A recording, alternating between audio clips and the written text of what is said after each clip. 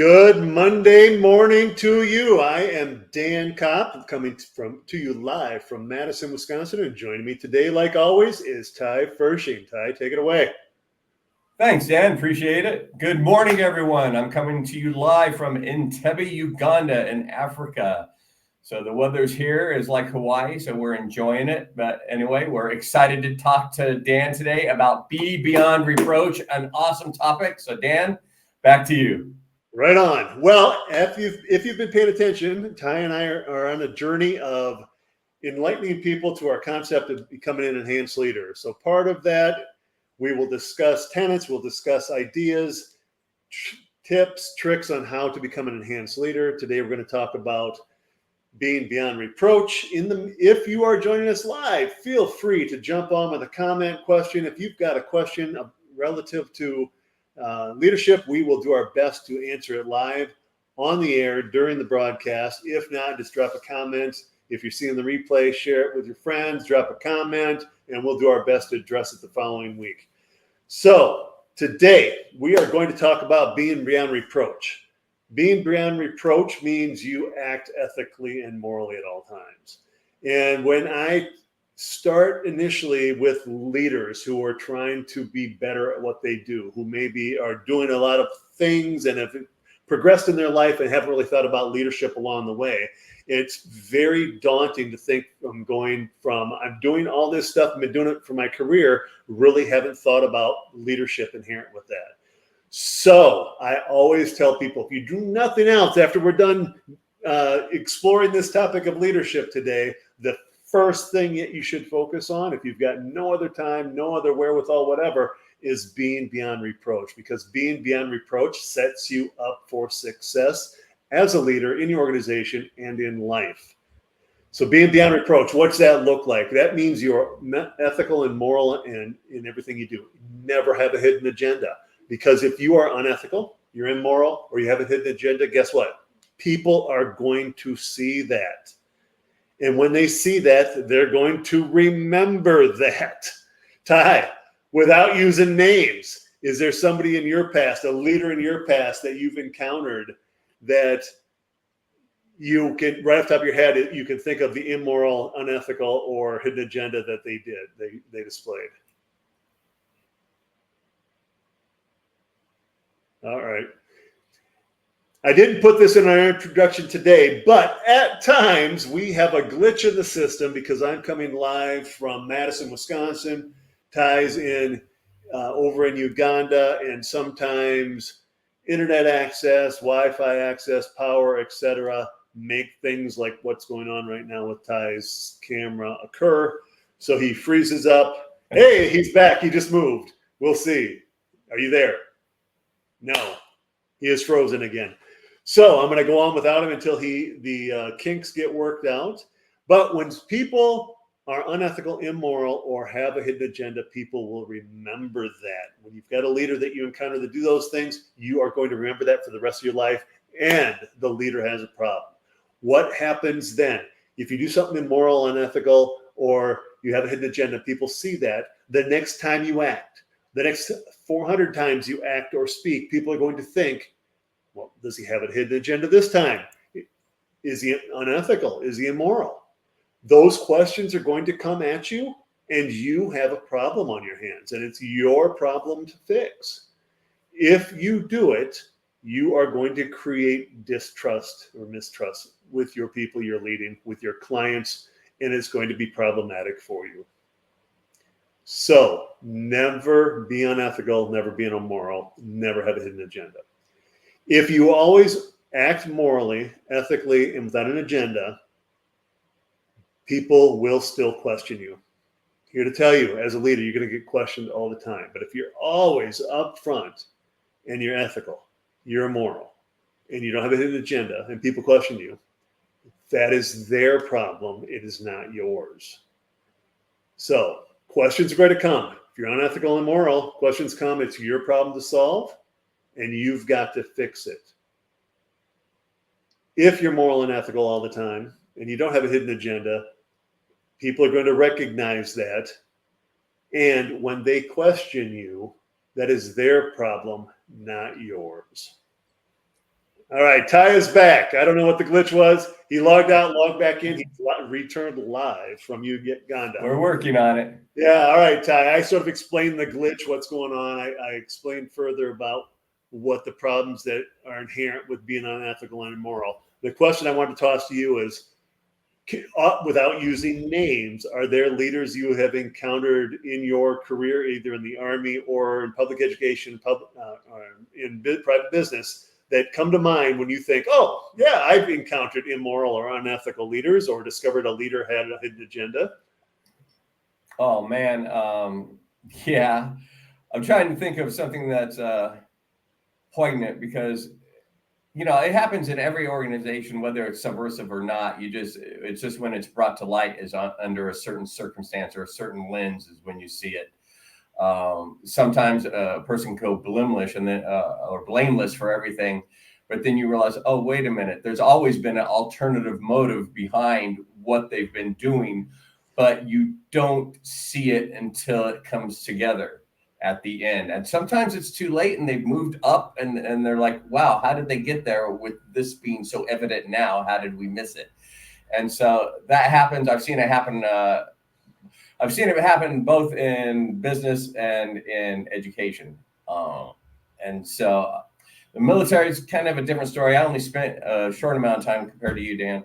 So I was in and out. And so I just saw it, and I saw things that I didn't agree with, and that's the reason I got out. So I just, whether I could pinpoint exactly what it was, I don't know, but I know it wasn't for me at that point in my life. So, but education, definitely, the business world, definitely. It just happens sometimes, and it may not be in your face when you see it, but there's little cues along the way. If you're actively and personally engaged in what's going on, you'll see it. Like that. Not that you look for it like it's a witch hunt, but you'll see it, And correct me if I'm wrong, you eventually get trained by those leaders to assume there's a hidden agenda, or to assume the next thing they're going to say or do is unethical or immoral. So you expect the poor leadership. You expect the hidden agenda, correct? Yeah. And unfortunately, that's true. And even if not, even if you don't think that you were trained, you tend to look at it like, well, wait a minute, when's the other shoe going to drop here? Like that, because of something they've done. So they're always under question. There's always a lack of discernment, or that push for more discernment in what they're doing, because that there's something there.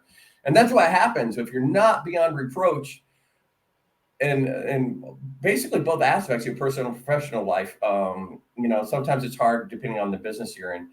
But as soon as you show a lack of it, then it opens you up for other people looking for other things that are going on wrong in your life, or something like that, or not wrong, but something you're doing that's not above board, say, like that. Right on, right. So even if you're watching this and you're a solopreneur, or you're an entrepreneur, you have one other employee, you and partner, whatever, you've still got people in your life, in your world, your circle of influence, that it matters what your leadership is. It matters to them. You've got clients. You want to be ethical and moral with them. You want to be beyond reproach, because if you do it with one client, word will get out. You don't want to sully your reputation by being unethical, whether you're a leader in a large organization, a team leader, a teammate, or you're simply an entrepreneur. Well, not simply an entrepreneur. You're an entrepreneur, because nothing simple about being an entrepreneur. If you're just an entrepreneur, you still got people in your circle of influence, clients, colleagues, power partners, etc., who are watching you and seeing your actions, hearing what you say, and determining whether or not you are beyond reproach. So it's something that should be forefront in your mind at all times. Another thing is I only focus on the negative, but there's been positive aspects of being beyond reproach that we don't, because it's easy to point out the negative in anything.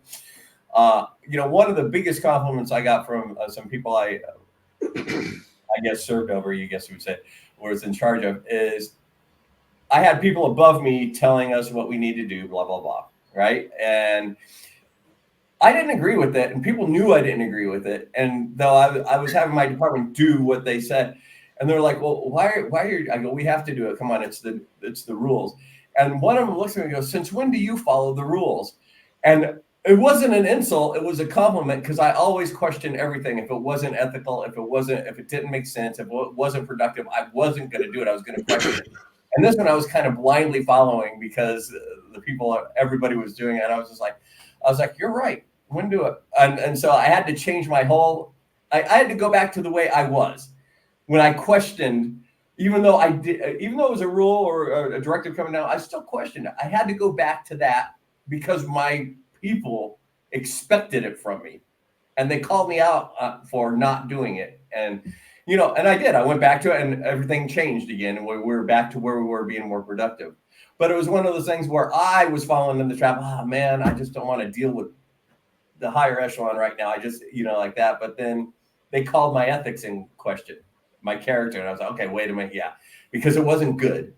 So I had to go back. So anyway, sometimes doing what's the right thing is a good thing, because your people will expect it from you, and they'll call you out and help you keep true to your compass of who you are. So that's a quick story what happened to me once. So. Yeah, they come to expect your ethics and morals being aligned properly, and that's good. You made me think of, I've had people in my career, both in public education and in business and in the military, like, hey, I was told to do X, Y, and Z. Do I have to do it? I'm like, all right, first of all, was it illegal, that what you were told to do? Well, no. Was it immoral? No. Was it unethical? No. Did the person who told you to do it have the authority or the right to tell you to do it? Well, yeah, I just don't want to do it, or I don't agree with it. So if it's not illegal, not immoral, not unethical, you need to do it. But those are a good way to look at things, that when you're giving orders, when you're leading others, don't ask them to compromise their values. Don't ask people to do things illegally. Don't ask them to be immoral, and don't ask them to be unethical. You've got to lead that way, and you've got to expect the people, your coworkers, the people you're leading are going to follow suit. That is the expectation you need to set forth. I don't like the concept of lead by example, just because it's, in my opinion, it's an overused cliche. But that's exactly what I guess I'm saying, is you've got to demonstrate what you expect from your people. So if you demonstrate moral and ethical behavior and you're beyond reproach, I'm not asking you to do anything I'm not doing. I want you to be moral and ethical. So, right, yeah, absolutely. That whole lead by example, that can kind of be a double-edged sword sometimes. But if you use it and have a perspective on it, then it's great. But some people use it as a cop-out. Well, sorry, I'm leading by example because this is what the people above me want to do, like that. And so you have to make sure there's a fine line, like that. So anyway, I like it. I like it. Right on. Well, this has been a great discussion today, Ty. We're hitting about 15 minutes, so we're going to wrap it up. Any last thoughts on being beyond reproach? No, it's one of my favorite topics. One thing I'd like to explore sometime is being beyond reproach and keeping your emotions in check. Because sometimes when you get emotional about something, things kind of go a little haywire. And so there has to be some type of tool or process to be able to be used at that time. But being aware of that is just that's the major hurdle. But we can talk about that sometime as well. Yeah, I mean, everything you do in leadership, there's not one thing that's by itself and a standalone, right? There's a lot of things. Everything is always intertwined. One of the other tenets we'll discuss eventually is be the buffalo. Many people have heard me discuss that before on various broadcasts, whatever. But be the buffalo is address things in front of you that need to be addressed. One of the caveats is make sure your emotions are in check before you do it. Because if you're encountering a situation where there's already heightened emotions and your emotions are heightened, but you still have to address it, you've got to get your emotions in check before you address anything. So that's a good reminder, Ty. The emotional side of ethics and morals are huge, and that I appreciate that reminder. It's huge. All right. Well, that wraps us up for today. If you saw the beginning where Ty had some technical difficulties, I assume it was on his end. Again, he's in Uganda. Sometimes there's Wi-Fi power and or connectivity issues. I'm live from Madison, and we're going to have glitches like that, and we'll just continue to roll. So any parting words at the end of the show, Ty? No, I'm great. I'm excited to continue on our journey and helping others be the leaders they were born to be. Right on. All right. If you'd like to learn more about becoming an enhanced leader, feel free to reach out to us. Our email's at the bottom of the screen, dan@leadingbuffalo.com and Ty at Trade Secrets. And I know those of you who are watching this have what it takes to be good leaders. This is simply leadership we're talking about. This is leadership. You can do this. Good luck.